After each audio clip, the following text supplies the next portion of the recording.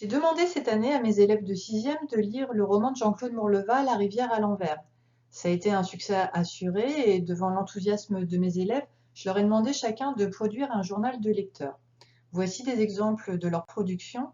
Donc tout d'abord, ils devaient faire une couverture originale illustrée qui représentait l'univers du roman. Donc voici 3 exemples. Ensuite, donc, ils devaient présenter un sommaire qui annonçait ce qu'on trouvait dans leur journal. En voici un sous forme de goutte d'eau. Puis ils devaient présenter les 2 héros, Tomek et Anna, présenter leur identité, leur description physique, leurs accessoires d'aventuriers et l'illustrer. Ensuite, ils devaient rédiger un portrait chinois de Tomek et d'Anna. Donc en voici 2 versions différentes, originales. Si Tomek était un animal, il serait un panda géant parce qu'il pourrait réchauffer Anna la nuit. Ou si Anna était une fleur, elle serait une rose car elle est très jolie, etc. Je leur avais demandé ensuite de présenter une carte des lieux de l'aventure. Certains ont choisi de prendre comme fond de carte la France et d'en tirer une version originale, et donc de présenter ainsi tout le parcours de Tomek, depuis l'épicerie de son village, en passant par la forêt de l'oubli, la prairie fleurie, le village des parfumeurs, l'île inexistante, l'arc-en-ciel noir, pour arriver à la source de la rivière Kjar sur la montagne sacrée. Certains ont choisi des créations plus originales, imagées et colorées que voici, où on retrouve à chaque fois tous les différents lieux traversés par Tomek. Et je pense que voici la carte la plus aboutie, où on se figure parfaitement les lieux du roman.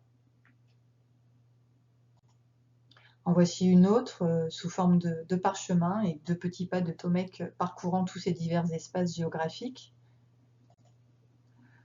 Il devait ensuite présenter les objets de l'aventure. Donc voici 2 exemples où les élèves présentent les sucres d'orge, les graines de séquoia, la bague d'Anna, les petits tiroirs dans l'épicerie de Tomek, la pièce de monnaie porte-bonheur donnée par Anna à Tomek, les mouchoirs brodés aux initiales du thé de Tomek, le haricot au gouré glisse. S'ensuit l'abécédaire du roman, bien sûr, de A à Z. Les élèves avaient le droit de laisser de côté 4 lettres sur les 26 de l'alphabet. Donc ça a donné lieu à des choses originales, avec A comme Anne-Peter, bien sûr, qui les a bien fait rire.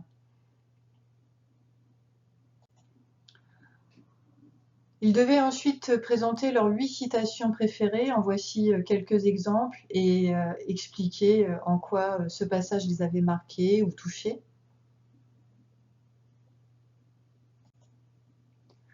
Je leur avais demandé ensuite d'écrire une lettre à l'auteur Jean-Claude Morleva, qu'ils m'ont d'ailleurs demandé ensuite de lui adresser pour de vrai, ce que nous avons fait, et nous attendons à ce jour une réponse de sa part. Ensuite, une des créations originales était d'imaginer le parfum que Mademoiselle Pépigome pouvait créer pour eux, qui serait leur parfum idéal. Donc ça a donné lieu à des créations comme Promenade dans le désert du Sahara, Secret de montagne, Lecture d'un livre au soleil sur la plage ou Amour, amour. Enfin, ce cahier de lecteur se terminait par une illustration. Donc ici nous voyons à gauche Juliette qui a choisi de représenter le navire la Vaillante. À droite Lilou, donc elle a choisi de représenter l'épicerie de Tomek avec la passerine et la rivière qui coule derrière.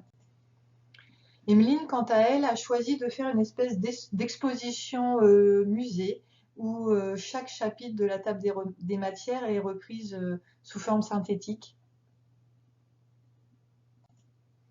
Enfin, Léo a fait sous forme de papier calque une représentation de la montagne sacrée de la rivière Kjar à l'endroit et à l'envers.